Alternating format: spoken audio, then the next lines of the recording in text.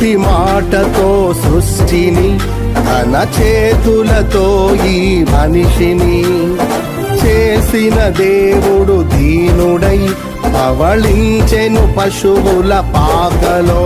నీ చరిత్రను మార్చు దేవుడు తన మహిమనే నీకిచ్చెను. యూదా ప్రధానులందరిలో నీవు అల్పమైన దానవు కావు. యూదా ప్రధానులందరిలో నీవు అల్పమైన దానవు కావు. స్తుతియో మహిమ ప్రభావము ఎల్లవేళల ప్రభుకే చెందును. స్తుతియో మహిమ ప్రభావము ఎల్లవేళల ప్రభుకే చెందును.